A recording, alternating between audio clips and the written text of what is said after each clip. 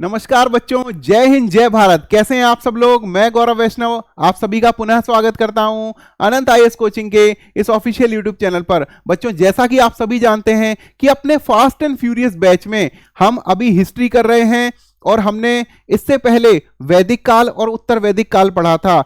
अभी रेलवे की नवंबर से लेकर दिसंबर तक जो भी परीक्षाएं हैं उसके लिए हम एक एमसीक्यू की सीरीज लेकर आए हैं। साथ में हमारे आरआरबी एनटीपीसी की जो परीक्षा होने वाली है, जो फरवरी के आसपास या फरवरी के बाद संभावित है, उसके लिए भी हम अभी से एमसीक्यू सीरीज की मॉक टेस्ट समझ लीजिए या फिर क्वेश्चन आंसर की प्रैक्टिस कर रहे हैं। तो ये जो क्वेश्चन आंसर आज हम पढ़ाने वाले हैं, ये अभी जो रेलवे के एग्जाम आ रहे हैं नवंबर से लेकर दिसंबर तक आरआरबी एनटीपीसी की परीक्षा में, और अन्य सभी जितने वनडे एग्जाम हैं, साथ में पीसीएस की सभी परीक्षाएं, यूपी पीसीएस, आरपी पीसीएस और आरओ एआरओ की परीक्षा, आरएएस की परीक्षा और कुछ क्वेश्चन जो आईएएस की परीक्षा में पूछे गए हैं, वो सवाल यूपीएससी के लिए बहुत ही इंपॉर्टेंट हैं। तो आज हम चर्चा करेंगे 50 सवालों के बारे में चर्चा करेंगे। इस पीडीएफ में टोटल हमारे पास 103 क्वेश्चन हैं, जिसमें हम 50 की चर्चा अभी करेंगे और 50 क्वेश्चन जो अगले हैं उसके बारे में नेक्स्ट क्लास में चर्चा करेंगे। तो शुरू करते हैं। उससे पहले हम आपको कुछ फैक्ट्स पढ़ा देना चाहते हैं जो कि वैदिक सभ्यता के बारे में या आर्यों के बारे में है। देखिए, चलिए बात करते हैं आर्यों के मूल निवास स्थान के बारे में। तो सबसे पहले हम बात करेंगे कि अनेकों जो राइटर्स हुए हैं, इतिहासकार हुए हैं, उन्होंने अपने अपने मत रखे कि आर्यों का मूल स्थान कहाँ कहाँ है। जब हमने वैदिक सभ्यता की क्लास पढ़ी थी तब भी हमने आपको ये सभी फैक्ट बताए थे, हम आपको दोबारा बताएंगे। तो चलिए चर्चा करते हैं। कश्मीर अथवा हिमालय क्षेत्र में मूल स्थान बताया किसने बताया? एलडी कल्ल ने बताया। ब्रह्म ऋषि देश में बताया पंडित गंगानाथ झा ने। सप्त सैंधव प्रदेश बताया डॉक्टर अविनाश चंद्र दास ने। और देविका प्रदेश या मुल्तान को बताया डीएस त्रिवेदी ने। ठीक है, आप सभी को दिखाई दे रहा है ना? चलिए ठीक है। दक्षिणी रूस में बताया गार्डन चाइल्ड ने। और मध्य एशिया को बताया मैक्स मुलर। आर्यों को सबसे पहले एक जाति कहने वाला व्यक्ति कौन था? मैक्स मुलर था। उत्तरी ध्रुव को बताया पंडित बाल गंगाधर तिलक में। इन्होंने अपनी किताब जेल में बैठकर लिखी थी गीता रहस्य, और गीता रहस्य में ही उन्होंने बताया कि आर्यों का मूल स्थान उत्तरी ध्रुव में था। तिब्बत, स्वामी दयानंद सरस्वती ने बताया कि तिब्बत में आर्यों का मूल स्थान था। उसके बाद हर्ट और पेंका ने बताया जर्मनी में। और डैन्यूब नदी की घाटी में बताया पी गाइल्स ने। अगले फैक्ट्स की तरफ चलते हैं। ऋग्वेद के मंडल और उसके रचयिता के बारे में मैंने आपको बताया था कि प्रथम मंडल जो है उसके बारे में प्रश्न इसलिए नहीं आता है कि प्रथम मंडल के जो रचयिता थे वो बहुत सारे ऋषि थे, इसलिए उसके बारे में सवाल नहीं आता है। सवाल जो हमसे पूछा जाता है वो पूछा जाता है दूसरे से लेकर 7वें मंडल तक। लेकिन यहाँ पर लिखा गया है मधुच्छुंदा और मेधातिथि के बारे में, जो कि प्रथम मंडल की रचना से संबंधित थे। कलर चेंज कर लेते हैं ताकि आपको सही दिखाई दे। एक मिनट।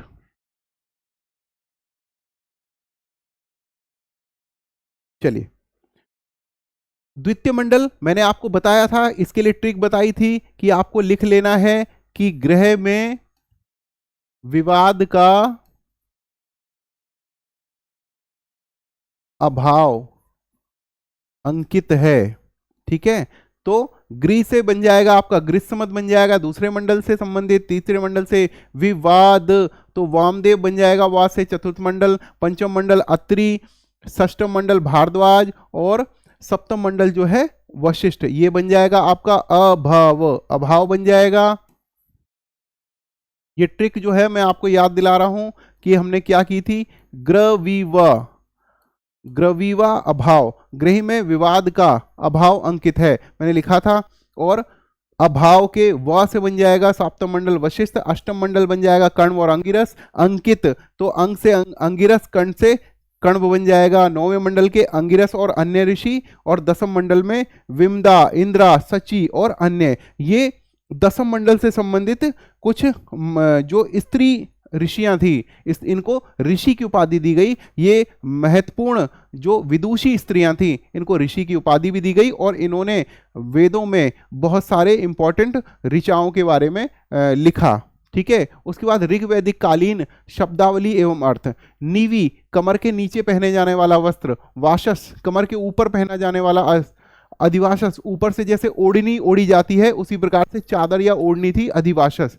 तक्षा बड़ई को कहते हैं, कर्मा धातु कर्म करने वाले व्यक्ति को। बेकनाट मैंने आपको बताया था कि कुसीदिन कहा जाता है ऋण को, और कुसीद कहा जाता है ऋण को, और कुसीदिन कहा जाता है ऋण देने वाले को। सूदखोर को कहा जाता था बेकनाट, अरित्र कहा जाता था पतवार को, और अरित्र कहा जाता था नाविक को। ठीक है, चलिए अगले फैक्ट्स के बारे में जानेंगे। विभिन्न दिशाओं में राजा को क्या क्या कहा जाता था। पूर्व में सम्राट कहा जाता था, पश्चिम में स्वराट कहा जाता था, उत्तर में विराट, दक्षिण में भोज, और मध्य में राजा कहा जाता था।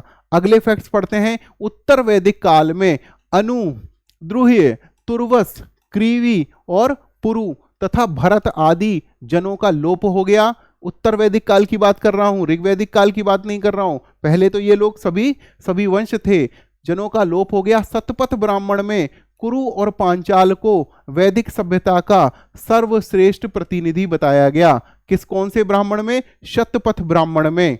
ठीक है, ये फैक्ट जो है ना, ये मैं आपको जो भी बता रहा हूं, ये क्वेश्चंस के लिए बहुत जरूरी है।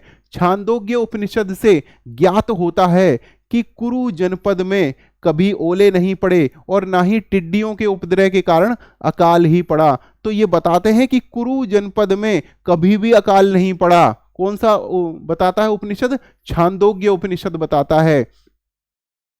और उत्तर वैदिक काल में काशी, कौशल, कुरहु, पांचाल, विदेह, मगध, अंग आदि प्रमुख राज्य थे। उपनिषद में कुछ क्षत्रिय राजाओं के उल्लेख भी प्राप्त होते हैं। विदेह के जनक, पांचाल के प्रवहण जवाली, के अश्वपति और काशी के अजातशत्रु। देखिए ये 4 राजा कई बार पूछे गए हैं। यूजीसी नेट का एग्जाम जब मैंने जिस समय पास किया था, जिस वर्ष मैंने पास किया, जेआरएफ पास किया, उस समय भी ये सवाल पूछा गया था। कौन कौन? के अश्वपति और पांचाल के प्रवहण जवाली, विदेह के जनक और काशी के अजातशत्रु, ये 4 प्रमुख राजा थे। इनके बारे में सवाल पूछा गया। अब कुछ प्रमुख शब्दावली हैं, जैसे पुरोहित राजा का प्रमुख परामर्शदाता, सेनानी सेना का प्रमुख, ग्रामणी ग्राम का मुखिया, महिषी राजा की पत्नी, सूत रथ सेना का नायक, और संग्रहीता कोषाध्यक्ष, भागदुध कर जमा करने वाला अधिकारी, अक्षवाप आय व्यय गणनाध्यक्ष व ध्रुत कीड़ा में राजा का मित्र, ये अक्षवाप कहते थे। अक्षवाप, द्रोणावाप आपको अन्य जगह भी मिलेंगे, ये पैमाने भी थे। ठीक है, उसके बाद छात्री और छत्ता, ये प्रतिहारी या द्वारिक हुआ करता था। प्रतिहारी आप समझते ही हैं, जो गेट पर या द्वार पर नियुक्त होता है। आर्य शब्द इंगित करता है। देखिए ये जो सवाल पूछा गया है, इसमें पूछ रहे हैं कि आर्य शब्द इंगित करता है किसको? एक निर्जाति समूह को, एक यायावरी जन को, भाषा समूह को, श्रेष्ठ वंश को। तो मैंने आपको बताया है कि इसके बारे में ये लिखा गया है कि आर्य शब्द का जो अर्थ होता है वो होता है श्रेष्ठ वंश। उत्तर डी इसका सही होगा। आईएएस प्री परीक्षा 1999 में और यूपीपीसीएस परीक्षा 1999 में ये सवाल पूछा गया।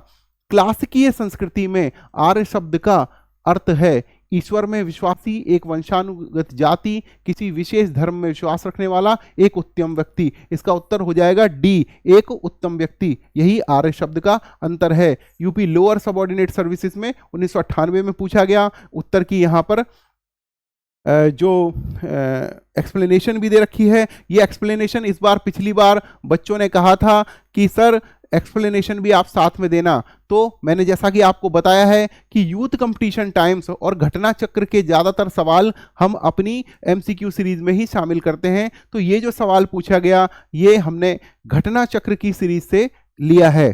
ठीक है, क्लासिकीय संस्कृति में आर्य शब्द का अर्थ होता है एक उत्तम व्यक्ति। आर्य शब्द भाषा का सूचक है जिसका अर्थ होता है श्रेष्ठ या कुलीन। अगले प्रश्न की तरफ चलेंगे। सबसे पुराना वेद कौन सा है? तो आप सभी जानते हैं ऋग्वेद सबसे पुराना है। इसको एक पूरा काल समर्पित है जिसको ऋग्वैदिक काल बोलते हैं। बाद के सभी तीनों वेद और बाद के सभी ब्राह्मण, आरण्यक, उपनिषद और श्रुतियां, सूत्र सब बाद में लिखे गए। उत्तर वैदिक काल में या काल के बाद सबसे पुराना है ऋग्वेद, जिसके लिए पूरा काल समर्पित है। कौन सा? ऋग्वैदिक काल। यूपी पीसीएस की परीक्षा में 1995 में पूछा गया, उत्तराखंड पीसीएस में 2010 में पूछा गया, अपर डिवीजन क्लर्क में 2007 में पूछा गया। भारतीय साहित्य में वेद 4 हैं, ऋग्वेद, सामवेद, यजुर्वेद तथा अथर्ववेद। इनमें ऋग्वेद सर्वाधिक प्राचीन माना जाता है। अगले क्वेश्चन की तरफ चलते हैं कि त्रयी नाम है।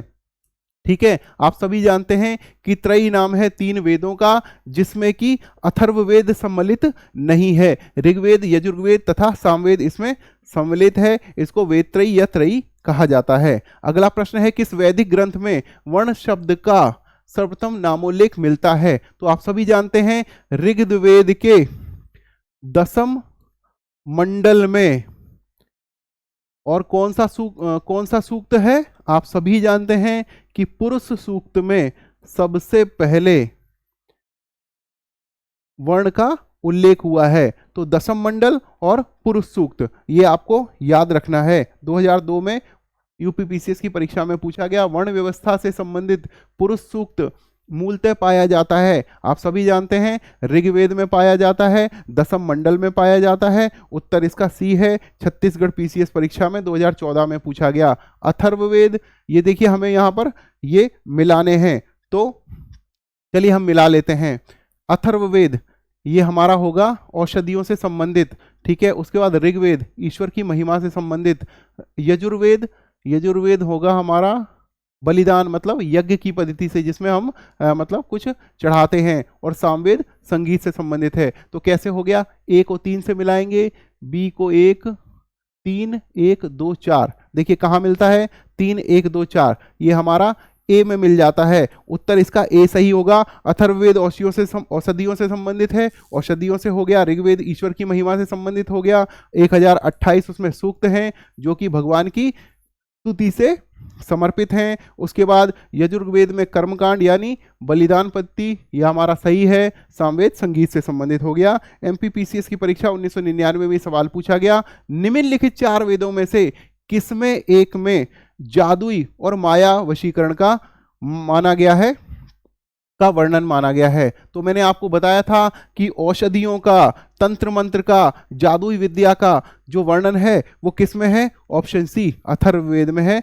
उत्तर इसका सी हो गया। झारखंड की पीसीएस परीक्षा में 2011 में ये सवाल पूछा गया। उसके बाद ऋग्वेद में ऋचाएं हैं, 1028 ऋचाएं हैं, इसका हमने आपको पहले ही बताया दिया। छत्तीसगढ़ पीसीएस परीक्षा में 2011 में ये सवाल पूछा गया। उसके बाद ऋग्वेद है क्या है? स्रोतों का संकलन है, कथाओं का संकलन है, कथाओं का संकलन नहीं है, शब्दों का संकलन नहीं है, युद्धों का ग्रंथ नहीं है। 1028 ऋचाओं का संकलन है जो कि होते हैं स्रोत, और ये ऑप्शन ए इसका सही उत्तर होगा। आरओ की परीक्षा में जो हाल फिलहाल में यूपी लोक सेवा आयोग के द्वारा रद्द कर दिया गया है, उसी आरओ की परीक्षा में 2016 में ये सवाल पूछा गया। मेरे बहुत सारे मित्र हैं जो यूपीपीसीएस की 2016 की परीक्षा में पास हुए हैं, आरओ बने हुए हैं और बहुत ही इंपॉर्टेंट, बहुत ही अच्छी जिंदगी जी रहे हैं। देखिए बच्चों, सरकारी नौकरी जो की जाती है वो किसी ऐसा नहीं की जाती कि आप बहुत ज़्यादा धनवान बन जाएंगे, बहुत ज़्यादा एकदम पैसा बरसने लगेगा, इसके लिए नहीं की जाती है। सरकारी नौकरी की जाती है, आपको एक तो देश की सेवा करने का मौका मिलता है, एक संस्थागत चरित्र में रहने का मौका मिलता है, और जो किसी व्यक्ति के जीवन यापन करने के लिए जो एक न्यूनतम आवश्यकताएं होती हैं वो सभी सरकारी नौकरी में पूरी हो जाती हैं। इसीलिए सरकारी नौकरी की जाती है। सम्मान का विषय इसलिए है कि आप देश की सेवा भी कर रहे हैं और उसके बाद भी आप सम्मानपूर्वक जीवन जी रहे हैं, इसके लिए सरकारी नौकरी जरूरी होती है। निम्नलिखित में से कौन सा ब्राह्मण ग्रंथ ऋग्वेद से संबंधित है? देखिए मैंने आपको बताया था कि, चलिए मैं यहां लिख दे रहा हूं दोबारा से, आपको मैंने बताया था कि सांपम एरी, ये मैंने आपको ट्रिक बताई थी। तो ऋग्वेद जब भी आ जाएगा तो आपको ऐत्रेय और शतपथ आ जाएंगे। तो जहां इसका उत्तर क्या होगा, ऐत्रेय ब्राह्मण। तो मैंने आपको क्या बताया था कि सामवेद आ जाए तो पंचविश, छठविश, छांदोग्य, जैमिनीय, और ऋग्वेद अगर आ जाए तो ऐत्रेय और कौशितिकी, ऐत्रेय और कौशितिकी आ जाएगा। तो ठीक है, तो सांपम एरी। और अगली ट्रिक जो बताई थी अथर्ववेद के बारे में और सामवेद के बारे में बताई थी, वो कौन सी बताई, वो सामवेद नहीं, अगो यश, मतलब हाँ, शतपथ ब्राह्मण यजुर्वेद से संबंधित है। तो अगोयस और सांपम एरी, ये वाली ट्रिक आपको याद रखनी है। री से पूछा गया तो अभी ऋग्वेद है, ऋग्वेद कौन से आ जाएगा, ए से संबंधित है, और ए किसकी तरफ जाएगा, ऐत्रेय और कौशितिकी की तरफ जाएगा। ब्राह्मण ग्रंथ यज्ञों तथा उनके अनुष्ठान विधि विधानों से संबंधित जानकारी देते हैं। ऐत्रेय ब्राह्मण तथा कौशितिकी ब्राह्मण, मैंने आपको बताया ना कि जब री आ जाए, ए री, सांपम एरी, ए से जाता है ऐत्रेय, ऐत्रेय के साथ में कौशितिकी। संखायन ब्राह्मण ऋग्वेद से संबंधित है। पंचविषयात तांडव ब्राह्मण किससे, जैमिनीय ब्राह्मण सामवेद से। शतपथ ब्राह्मण यजुर्वेद से। देखिए मैंने आपको बताया ना, अगो यश, यजुर्वेद, शतपथ, शतपथ के साथ कौन सा है, तैत्तिरीय। तो मैंने आपको ट्रिक बता रखी है, उस ट्रिक से आप याद कर सकते हैं। चलिए, निम्नलिखित में से कौन सा ब्राह्मण ग्रंथ, चलिए दोबारा आ गया ये, इसकी पुनरावृत्ति हो गई है। गौपथ ब्राह्मण संबंधित है, तो अगोयश, गोपथ किससे हो गया, आ से संबंधित हो गया, और आ से क्या है, अथर्ववेद। तो उसका उत्तर क्या हो गया, सी हो गया। बच्चों जो ट्रिक मैंने आपको बताई है उसको आप हमेशा याद रखना। आरओ की परीक्षा 2014 में पूछा गया, निम्नलिखित में से कौन सा शुल्क यजुर्वेद की संहिता है, कौन सा शुल्क यजुर्वेद, अच्छा, शुल्क गलत लिखा हुआ है, यहां पर शुक्ल आना है। कई बार किताबों में भी गलत लिख जाता है, कोई बात नहीं, ठीक है, लेकिन बहुत ही इंपॉर्टेंट किताब है घटना चक्र। घटना चक्र के और यूथ कंपटीशन टाइम्स के ही सवाल मैं आपको अक्सर कराता हूं, तो क्योंकि उनमें आपको सारी परीक्षाओं से संबंधित सवाल मिल जाते हैं। यूथ कंपटीशन टाइम से आपको जितने वनडे एग्जाम है उससे रिलेटेड सवाल मिल जाते हैं, और घटना चक्र से आपको पीसीएस और आईएएस के लेवल की जितनी परीक्षाएं हैं उससे रिलेटेड सवाल मिल जाते हैं। तो ये शुक्ल यजुर्वेद है, और शुक्ल यजुर्वेद किससे संबंधित है, वासनेयी संहिता से संबंधित है। आप एक बार क्लास करेंगे, कहीं भी आपको कंफ्यूजन हो तो आप वहां जाकर देखेंगे, मैंने आपको सब कुछ सही तरीके से बताया हुआ है। शुक्ल यजुर्वेद संबंधित की संहिता वासनेयी संहिता है। शुक्ल यजुर्वेद की 2 शाखाएं हैं, कौन सी हैं, माध्यन्दन और कण्व। ध्यातव्य है कि वासनेयी संहिता पूर्णतः पद्य शैली में रचित है, और इसमें गद्य का प्रयोग नहीं है, पूरी तरह से पद्य शैली। और पद्य शैली का अर्थ क्या होता है कि ये पूरी तरह से कविता के फॉर्म में लिखी गई हैं। श्लोक जो इसके हैं वो कविता की तरफ से हैं। और मैंने आपको क्या याद दिलाया था कि जब भी हमें कुछ याद करना है तो हम श्रुति के लिए क्या करते हैं, यूज, एक लय यूज करते हैं। ओम गणानाम गणपतिम गुंगवाहमहे, इस प्रकार से पढ़ाते हैं बच्चों को, शिष्यों को पढ़ाया जाता था गुरुकुल में, तो उनको लय में याद हो जाता था। जैसे कि मुझे, क्योंकि आप सभी को पता है कि मैं वेदों में भी, वेद अध्ययन परंपरा में भी मेरा एमए जो कि अभी खत्म होने वाला है, चल रहा है, तो हमें उससे बहुत सारी जानकारी मिलती है। तो आपको भी अपने मन को स्थिर करना हो, कुछ इंपॉर्टेंट जानकारी लेनी हो, तो आप वेदों को जरूर पढ़ेंगे, ठीक है। आप सभी को मैं एक सवाल देता हूं कि आप सभी मुझे बताइए कि कर्मण्यवाधिकारस्ते मा फलेषु कदाचन, इसका मूल ग्रंथ कौन सा है, ये श्लोक कौन से ग्रंथ से लिया गया है, इसका आप हमें जवाब दीजिएगा कमेंट करके। चलिए अगला प्रश्न है, ऋग्वेद का कौन सा मंडल पूर्णतः सोम को समर्पित है। तो आप सभी जानते हैं कि 9वें मंडल में सोम की चर्चा है, उत्तर सी हो जाएगा। ऋग्वेद में कुल 10 मंडल हैं, इसके 9वें मंडल में सभी 114 जो सूक्त हैं वो सोम को समर्पित हैं। अगला प्रश्न जो है वह है ऋग्वेद संहिता का, चलिए संहिता का 9वां मंडल पूर्णतः किसके लिए समर्पित है। तो आप पौधों और जड़ी बूटियों से संबंधित उर्वशी और स्वर्ग से इंद्र और उनका हाथी, सोम और इस पर प्रिय पदार्थ नामांकन, सोम से समर्पित हैं। कितने सूक्त हो गए, 114 सूक्त हो गए। 14th बीपीएससी परीक्षा में 1995 में सवाल पूछा गया, यज्ञ संबंधी विधि विधानों का पता चलता है, किसमें पता चलता है, यज्ञ से शब्द से ही संबंधित कौन सा है, यजुर्वेद, यज्ञ शब्द से ही यजुर्वेद बना है। आरएस आरटीएस की परीक्षा में 1999 में पूछा गया, यज्ञ संबंधी विधि विधान जब आप इंग्लिश में लिखते हैं बच्चों तो आप लिखते हैं यज्ञ, ठीक है, यज्ञ, ठीक है। और जब हिंदी में आप लिखते हैं तो आप लिखते हैं यज्ञ, ठीक है। यज्ञ संबंधी विधि विधानों का पता यजुर्वेद से चलता है। यजुर्वेद के दो भाग हैं, शुक्ल यजुर्वेद और कृष्ण यजुर्वेद, ठीक है। चलिए, वो मैं ये देख रहा था कि कहीं यहां भी तो शुल्क नहीं लिखा हुआ है। निम्नलिखित में से किसका संकलन ऋग्वेद पर आधारित है? चलिए आप बताइए, ऋग्वेद पर किसका संकलन आधारित है? बच्चों, ऋग्वेद पर सामवेद का संकलन आधारित है, क्योंकि सामवेद में ज्यादातर जो भी सूक्त दिए गए हैं जो कि गायन शैली से संबंधित हैं, और गायन भाषा में मैंने आपको बताया था सामवेद के जो भी पुरोहित होता है उसको क्या बोला जाता है? उद्गाता या उद्गात्र बोला जाता है। तो गायन से संबंध शैली से संबंधित है सामवेद, और सामवेद में ज्यादातर जो सूक्त दिए गए हैं वो किससे लिए गए हैं? वो आपका ऋग्वेद से ही लिए गए हैं। सामवेद में कुल 1875 ऋचाएं हैं, जिनमें से सामान्य मत के अनुसार 75 जो कि हैं वो अलग हैं, जबकि कुछ विद्वानों के अनुसार 99 को छोड़कर शेष सभी कहां से लिए गए हैं? ऋग्वेद से लिए गए हैं। अतः सामवेद का संकलन ऋग्वेद पर ही आधारित है। बस ये गायन शैली की मतलब उसमें शैली में है। भारत के किस स्थल की खुदाई पर लौह धातु के प्रचलन के प्राचीनतम प्रमाण मिले हैं? तो मैंने आपको बताया है कि जब भारत की बात की जाए तो अतरंजी खेड़ा का नाम लेना है। अहिच्छत्र, अतरंजी खेड़ा, आलमगीरपुर, मथुरा, रोपड़, श्रावस्ती, कांपिल्य आदि स्थानों पर खुदाई से लोह युगीन संस्कृति के अवशेष प्राप्त हुए हैं। अतरंजी खेड़ा में सबसे पहले मिले हैं। लोह धातु मल तथा धातु शोधन में प्रयुक्त होने वाली भट्टियां भी मिली हैं, जिनसे यह संकेत मिलता है कि यहाँ पर लोह धातु को गलाने की कार्य स्थानीय रूप से होता था। कहां पर? अतरंजी खेड़ा में। यूपीसीएस की परीक्षा में 1998 में यह सवाल पूछा गया, भारतीय उपमहाद्वीप में लोहे का प्रयोग कब शुरू हुआ? तो आपको इसका उत्तर देना है ई जो है इसका उत्तर रहेगा, क्योंकि इसमें से कोई नहीं है। क्योंकि जब भी ये सवाल आता है तो मुझे लगता है कि ये जो सवाल है वो या तो 10,000 वर्ष पूर्व होगा या 1,000 वर्ष पूर्व होगा। जो भी होगा, यहाँ पर पहला जो अक्षर है वो 1 है और बाकी सारे 0 हैं। तो इस प्रकार से ये ट्रिक मैंने आपको बता दी। इसका एक्चुअल आंसर आप सभी मुझे कमेंट करके बताइए, क्योंकि मैंने क्लास में बताया हुआ है। ट्रिक मैंने आपको बता दी है कि एक 1 है और उसके बाद सारे 0 हैं, चाहे वो 1,000 हो या 10,000 हो। तो आप मुझे उत्तर बताइए। जैसे ये 12 है, ये 9 है, ये 6 है, ये तीनों ही इसके उत्तर नहीं है। बीपीपीएससी की परीक्षा में 2022 में ये सवाल पूछा जाए।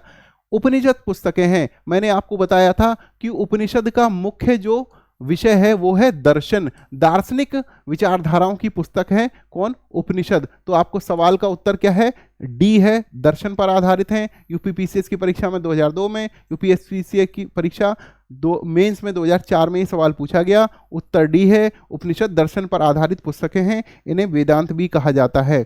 उपनिषदों का मुख्य विषय क्या हुआ? दर्शन। यूपीपीसीएस की लोअर परीक्षा में 1998 में पूछा गया। निम्नलिखित में से किसे एक वैदिक साहित्य में मोक्ष की चर्चा मिलती है?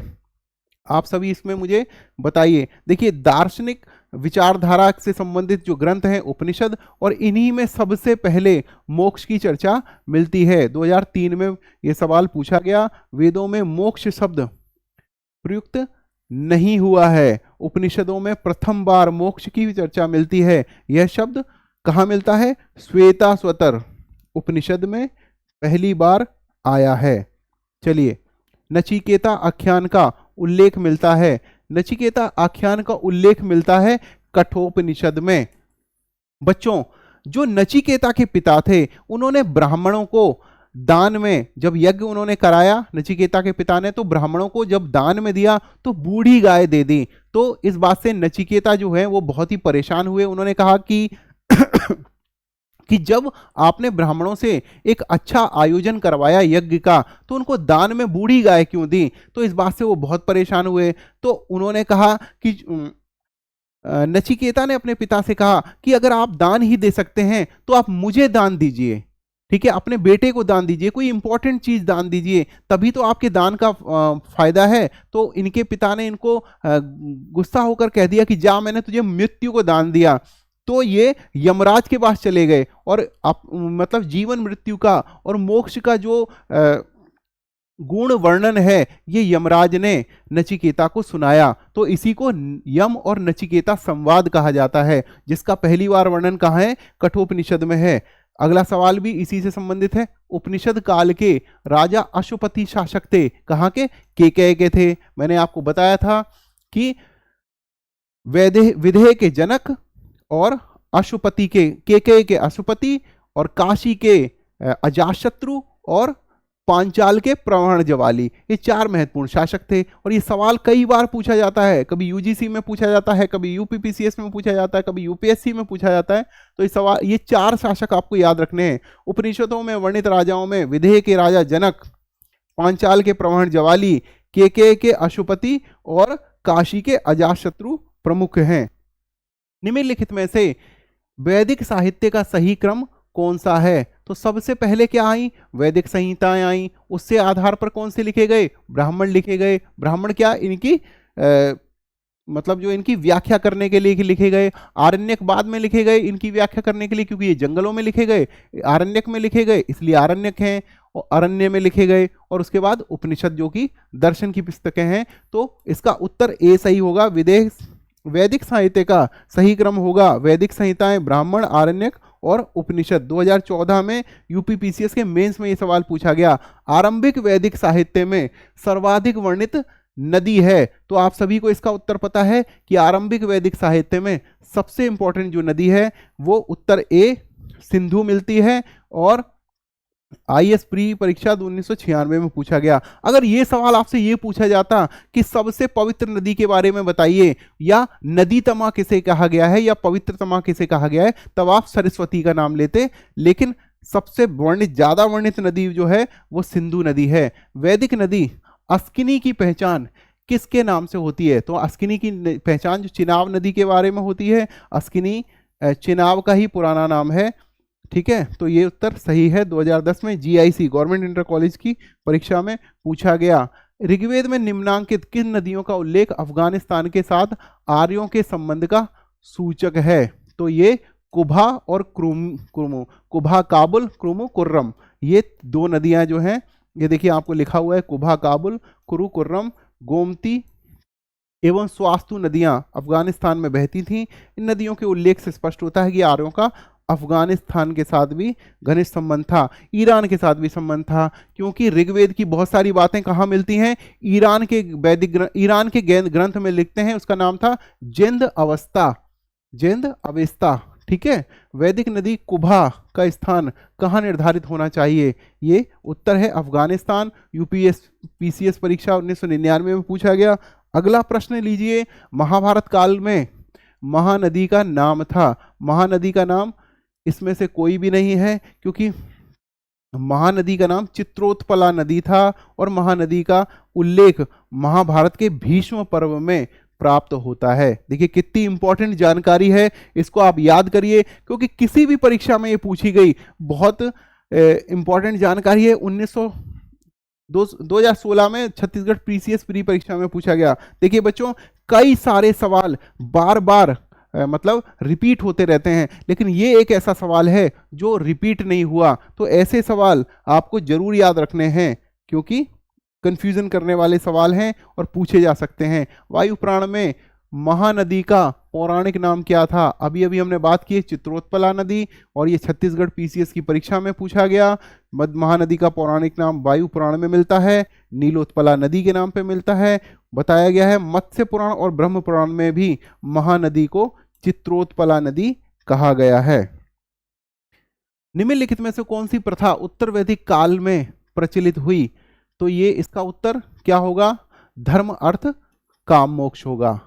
लेकिन इसके उत्तर में यहाँ पर सी लिखा है, तो ब्रह्मचर्य, गृहस्थ आश्रम, वानप्रस्थ और संन्यास आश्रम। ठीक है, क्योंकि उत्तर वैदिक काल में हमारे पास तीन ही आश्रम हुआ करते थे। संन्यास कब जुड़ा? उत्तर वैदिक काल में जुड़ा आके। ऋग्वैदिक काल में हमारे पास 3 ही आश्रम थे, चौथा उत्तर वैदिक काल में जुड़ा। तो धर्म अर्थ काम मोक्ष भी हो गया, और ब्रह्मचर्य, गृहस्थाश्रम, वानस्त्र और संन्यास आश्रम भी हो गया। 1994 में ये पूछा गया। ठीक है। लेकिन बच्चों अगर कभी एक सब उत्तर लगाना, यहाँ तो ए एन सी दे रखा है इन्होंने, लेकिन अगर आपको कभी एक उत्तर लगाना हो तो बच्चों धर्म अर्थ काम मोक्ष मत लगाना आप, इसका उत्तर ब्रह्मचर्य, गृहस्थ आश्रम, वानप्रस्थ और संन्यास लगाना, क्योंकि संन्यास नाम का जो आश्रम है वो उत्तर वैदिक काल में ही जुड़ा, पहले 3 ही आश्रम होते थे। चलिए, चारों पुरुषार्थ धर्म अर्थ काम मोक्ष तथा आश्रम, ब्रह्मचर्य, गृहस्थ, वानप्रस्थ तथा संन्यास की अवधारणा का प्रारंभ उत्तर वैदिक काल में हुआ। वस्तुतः पुरुषार्थ का पूर्ण रूपेण क्रियान्वयन आश्रमों के माध्यम से होता था। ये चारों पुरुषार्थ मानव जीवन के आधार स्तंभ थे, जिनकी सफलता आश्रम पर निर्भर करती थी। ध्यातव्य है कि जावालोपनिषद में सर्वप्रथम, देखिए ये बहुत ही इंपॉर्टेंट फैक्ट है, आप इसको याद रख लीजिए कि सबसे पहले चारों आश्रम की चर्चा कहां हुई? जावालो उपनिषद में हुई। ये वाह है, ये बा लिखा हुआ ना वहां पे, वो गलत है, जावालोपनिषद है ये, जावालोपनिषद, ठीक है, ये सही होगा। 1994 में पूछा गया ये सवाल। उसके बाद बात करते हैं धर्म तथा रीत भारत की प्राचीन वैदिक सभ्यता में एक केंद्रीय विचार को चित्रित करते हैं। इस संदर्भ में निम्नलिखित कथनों पर विचार कीजिए। ठीक है, धर्म व्यक्ति के दायित्वों एवं स्वयं तथा दूसरों के प्रति व्यक्तिगत कर्तव्यों की संकल्पना थी। धर्म व्यक्ति के दायित्वों एवं स्वयं तथा दूसरों के प्रति व्यक्तिगत कर्तव्यों की संकल्पना थी, सही है। रीत मूलभूत नैतिक विधान था जो सृष्टि और उसमें अंतर्निहित सारे तत्वों के क्रियाकलापों को संचालित करता था, ये भी सही है। तो इसका उत्तर आप दोनों लेंगे, सी का सही उत्तर होगा। प्रश्नगत दोनों कथन भारत की प्राचीन वैदिक सभ्यता के संवर्त में सही है, अतः सही उत्तर सी होगा। वरुण देवता का वैदिक सभ्यता में नैतिक व्यवस्था का प्राधान माना जाता था, इसी कारण इन्हें ऋतस्य गोपा भी कहा जाता था। इससे रिलेट नहीं, अच्छा ऋत से रिलेटेड है ये, ऋतस्य गोपा, ठीक है, नैतिक व्यवस्था से रिलेटेड है ऋत। भारतीय संस्कृति में अंतर्गत ऋत का अर्थ है, अभी हमने पढ़ा है कि ऋत का संबंधित किससे है? प्राकृतिक नियमों से है, नियम व्यवस्था से है। ऋग्वेद में हमें धर्म के अतिरिक्त दूसरा शब्द ऋत मिलता है। सभी देवताओं का संबंध ऋत और विश्व की नैतिक तथा भौतिक व्यवस्था से माना गया है। ऋग्वेद में इसका वर्णन है, सृष्टि के आदि में सर्वप्रथम ऋत की उत्पत्ति हुई, ऋत के द्वारा विश्व में सुव्यवस्था तो नियम से संबंधित है। कौन से नियमों से? प्राकृतिक नियमों से संबंधित है। निम्नलिखित में से वैदिक देवताओं में से किसे उनका पुरोहित माना जाता है? तो वेदों का आपको पता है कि जब कई हमने धार्मिक सीरियल भी देखे हैं, वहां पर बृहस्पति, गुरु बृहस्पति को देवताओं का पुरोहित माना गया है, तो इसका उत्तर बी होगा। बृहस्पति को वैदिक देवताओं का पुरोहित माना जाता है। निम्नलिखित में से कौन सी ब्रह्मवादी थी जिसने सब कुछ वेद मंत्रों की रचना की? तो आपको लोपामुद्रा का नाम आएगा। देखिए, गार्गी गलत है, सावित्री गलत है, लीलावती भी गलत है, क्योंकि लोपामुद्रा, विश्वबारा, अपाला, घोषा, सची, पौलुमी और शाक्ति, इनके नाम, इन 7 जो स्त्रियां थी इनके नाम आपको मिलेंगे विदुषी स्त्रियों में। इनसे अलग कोई भी मिलता है उसे आपको गलत मानना है। 1995 में सवाल पूछा गया। चलिए अगले प्रश्न की तरफ बढ़ते हैं कि वैदिक साहित्य में कई ऐसी विदुषी स्त्रियों का, वो मतलब उसकी जो पुराना प्रश्न था उसकी एक्सप्लेनेशन है। अपाला, घोषा, विश्ववारा और लोपामुद्रा। लोपामुद्रा अगस्त्य ऋषि की पत्नी थी, ये मैंने आपको क्लास के दौरान बताया था। ऋग्वैदिक काल में निष्क शब्द का प्रयोग एक आभूषण के लिए होता था, किंतु परिवर्ती काल में उसका प्रयोग होने लग गया, सिक्का के नाम पे होने लग गया। निष्क और सतमान नाम के 2 सिक्के हुए थे। 1993 में सवाल पूछा गया, ऋग्वैदिक काल में निष्क किस अंग का जो था वो ग्रीवा यानी गले का, ठीक है, गले का आभूषण था। उत्तर वैदिक काल में बी इसका उत्तर सही मानना है। ऋग्वैदिक काल में निष्क जो था वो ग्रीवा का या गले का आभूषण था, बाद में ये सिक्के बन गए, निष्क और सतमान। निष्क गले में पहना जाने वाला एक प्रकार का हार था जिससे निष्क ग्रीवा कहा जाता था। साथ ही निष्क वैदिक काल में विनिमय का एक माध्यम भी था, मतलब सिक्का भी था। बोजक कोई महत्वपूर्ण है, बोजक कोई, बोगज कोई या बोजक कोई महत्वपूर्ण है। क्यों महत्वपूर्ण है ये?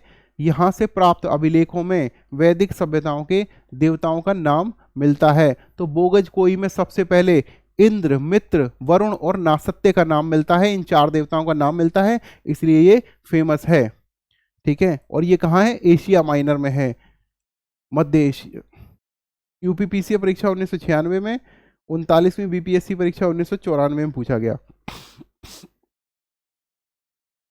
निम्नलिखित अभिलेखों में से कौन सा ईरान से भारत में आर्यों के आने की सूचना देता है? तो ये बोगज कोई है, क्योंकि ईरान में जो बोगज कोई अभिलेख है एशिया में जो है, पश्चिमी एशिया में है, इसी से मतलब इसमें ये जानकारी मिलती है कि इंद्र, मित्र, वरुण और नासत्य वहाँ जो देवताओं के रूप में मतलब उपस्थित थे। तो उधर से इनके आने की जानकारी इसलिए मिलती है कि जब वो जानकारी इधर से आई या वो देवता उठकर, उनका देवताओं का जो वर्णन है वो उठकर यहाँ आया, तो इससे ये जानकारी मिलती है कि इन नामों का जो ट्रांजिशन हुआ वो यहाँ से यहाँ की ओर हुआ है। और इसकी जानकारी कौन देता है? बोगस कोई अभिलेख देता है। चलिए, उसके बाद में 14वीं सदी ईसा पूर्व का एक अभिलेख है जिसमें वैदिक देवताओं का वर्णन है, तो कहाँ है? बोगस कोई में है। 2016 में ये सवाल पूछा गया, ठीक है, एक्सप्लेनेशन वही है। निम्नलिखित में किसने आर्यों के आदि देश के बारे में लिखा? आदि देश के बारे में लिखा बाल गंगाधर तिलक ने। बाल गंगाधर तिलक ने आर्यों के आदि देश के बारे में लिखा था। तिलक ने यह मत किया था आर्यों का आदि देश उत्तरी ध्रुव था, किंतु तिलक का यह मत इतिहासकारों को मान्य नहीं है और मुझे भी मान्य नहीं है। जिस ग्रंथ में पुरुषमेध का उल्लेख हुआ है वह कौन सा ग्रंथ है? पुरुषमेध एक प्रमुख यज्ञ है। देखिए, दोनों में ही दिया गया है, तो दो ऑप्शन है, इसीलिए इसको सही नहीं माना गया है, क्योंकि एक अगर दिया होता तो मानता। देखिए, यह शुक्ल यजुर्वेद के शतपथ ब्राह्मण तथा कृष्ण यजुर्वेद के तैत्तिरीय ब्राह्मण में वर्णित है। अतः प्रश्न में दिए गए तीनों विकल्प में तीनों मौजूद होने के कारण कोई उत्तर नहीं दिया जा सकता। यद्यपि अनेक इतिहासकारों केवल शतपथ ब्राह्मण की चर्चा करते समय पुरुषमेध यज्ञ की चर्चा करते हैं। तो बच्चों, अगर आपसे एक ही सवाल आपको जवाब देना हो तो आप शतपथ ब्राह्मण लिखेंगे, हालांकि शतपथ और तैत्तिरीय दोनों में ही इसका वर्णन है। अगले प्रश्न की तरफ चलते हैं। शतपथ ब्राह्मण में उल्लिखित राजा विदेह माधव से संबंधित ऋषि थे, ये थे ऋषि गौतम राहुगण।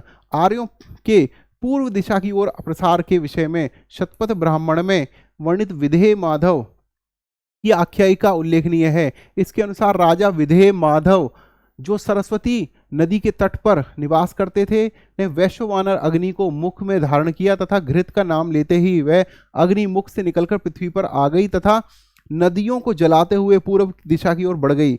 विदेह माधव तथा उनके पुरोहित गौतम राहुगण, ये देखिए गौतम राहुगण की चर्चा है, ने उनका अनुगमन किया, किंतु उत्तरगिरी हिमालय से प्रवाहित होने वाली सदानीरा नदी, सदानीरा कौन सी नदी है?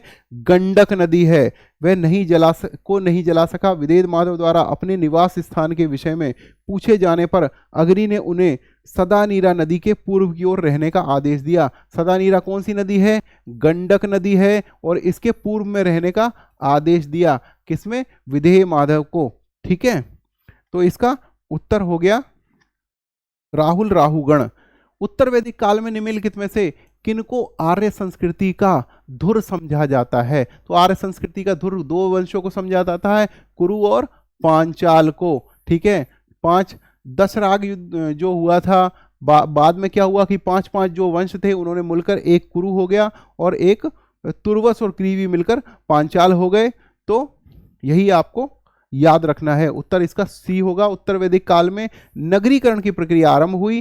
कुरु पांचाल इस समय प्रमुख नगर बन गए थे। ये नगर उत्तर वैदिक काल के सभ्यता के मुख्य केंद्र या हब थे। चलिए बच्चों, आज की कक्षा में हमने 50 MCQ के बारे में चर्चा की, और ये सारे MCQ आपके जो भी एग्जाम आप देने जाएंगे इनको एक बार आप रिवीजन करके जाना, और अगर आप ले सकते हैं तो आप घटना चक्र की किताब भी ले सकते हैं। लेकिन मैंने आपको शुरुआत में ही बताया था कि किताबों पर बहुत खर्चा करने की जरूरत नहीं है। अगर आपको ऐसा लगता है कि सर कोई टॉपिक हमारा नहीं हुआ है तो आप हमें कमेंट करके ज़रूर बताएं, या हमें आप मैसेज करें, टेलीग्राम पे मैसेज करें, व्हाट्सएप पे मैसेज करें, और हमें आप बताएं कि अगर आपका कोई भी टॉपिक आपको कराना है तो हम आपको कराएंगे। हालांकि जो हमने सिलेबस एक लेकर चल रहे हैं हम उसके हिसाब से कराएंगे तो आपके सभी टॉपिक कवर करा देंगे। तो आप निश्चिंत रहिए, और जो क्लास हम आपको करा रहे हैं, जो MCQ आपको करा रहे हैं, उसको आप ध्यान में रखिए। और जो बच्चे अभी नवंबर से लेकर दिसंबर तक RRB JE, RRB ALP, RPF या आरआरबी टेक्नीशियन ग्रुप डी का किसी का भी एग्जाम देने जा रहे हैं, वो हमारी एमसीक्यू सीरीज करते रहिए, तो इससे आपको एग्जाम में बहुत फायदा मिलेगा। मिलते हैं अगली क्लास में, तब तक के लिए अभी सभी को नमस्कार। जय हिंद, जय भारत।